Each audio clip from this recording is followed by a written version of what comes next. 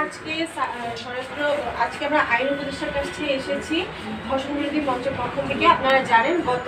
9 March রাতে ঢাকা বিশ্ববিদ্যালয়ের 5টি নারী হল থেকে হাজার হাজার মেয়ে নেমে এসেছিলেন সারা দেশে চলমান নারীর প্রতি ধর্ষণ এবং সহিংসতার বিরুদ্ধে প্রতিবাদ জানাতে, এবং তারই প্রেক্ষিতে সেখানে ধর্ষণ বিরোধী মঞ্চের ঘোষণা হয় এবং সেই মঞ্চ থেকে পরবর্তীতে আমরা একটি মশাল মিছিল করি এবং সেই মশাল মিছিল থেকে আমরা রাজু ভাস্কর্যের পাদদেশে দাঁড়িয়ে 5টি দাবি আমরা উত্থাপন করি।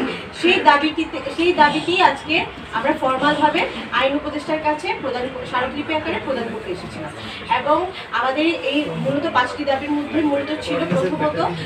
আসিয়ার হত্যাকাণ্ড, আসিয়ার ধর্ষণ এবং হত্যার চেষ্টার যে মামলাটি আছে, যে কেসটি আছে, সেটিকে সর্বোচ্চ গুরুত্বের সাথে দেখতে হবে এবং যেন 1 মাসের মধ্যে সেটার বিচারিক প্রক্রিয়াটির কাজ যেন অন্তত শেষ হয়। এবং আমরা আশা করছি আমাদের পক্ষ থেকে এটা সর্বোচ্চ শাস্তি, মৃত্যুদণ্ড নিশ্চিত করা হবে, যাতে এটা সারা বাংলাদেশের সামনে একটা দৃষ্টান্ত হয়ে থাকে, বাংলাদেশের একটা ইতিহাসের মাইলফলক হয়ে থাকে, যেন আনকোনো ধর্ষক বা নিপীড়ক এহেন নিকৃষ্ট কাজ করার আগে এই দৃষ্টান্তের কথা একবার ভাবে। আর দ্বিতীয়ত আমরা যেটা বলেছি, আমরা বলছি যে স্পেশাল ট্রাইব্যুনাল গঠন করতে হবে, যেটি স্পেসিফিক্যালি ধর্ষণ রিলেটেড একটা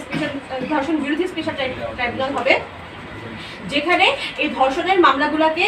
তদন্ত করা হবে এবং বিচার করা হবে সর্বোচ্চ প্রায়োরিটি দিয়ে। এবং একই সাথে আমরা এই স্মারকলিপিতে উল্লেখ করেছি পূর্ববর্তী সময়ে যে ক্ষমতাসীন যে ব্যক্তিদের দ্বারা যে ধর্ষণগুলো সংঘটিত হয়েছে, তারা আইনি ফাঁকফোকরের ভিতর দিয়ে তারা সেখান থেকে বের হয়ে গিয়েছে এবং তাদেরকে সরকার বিচারের আওতায় নিয়ে আসেনি। আমরা মনে করি এই স্পেশাল ট্রাইব্যুনাল একই সাথে সেই পুরোনো মামলাগুলোকে পুনরায় তদন্ত চালু করবে এবং তদন্ত প্রক্রিয়া চালু করবে এবং বিচার কার্য করবে। আমরা বিশেষ করে এখানে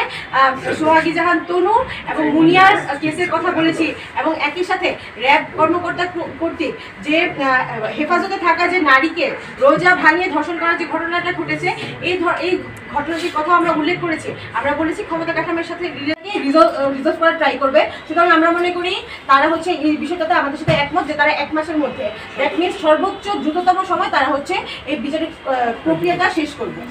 এবং আরেকটা কোয়েশ্চেন যেটা করেছিলেন 3 উপদেষ্টা, আমরা ইতিমধ্যে দেখেছি 2 জন উপদেষ্টা তার দায় স্বীকার করেছে এবং এটা নিয়ে প্রকাশে তারা বলেছেন যে তারা নারীদেরকে নিরাপত্তা দিতে ব্যর্থ হয়েছে, সেটাতে তারা আন্তরিকভাবে দুঃখিত। তো সুতরাং মনে করি এই দাবিটাতেও তারা মোটামুটি আমাদের সাথে একমত হয়েছে এবং তার নিয়ে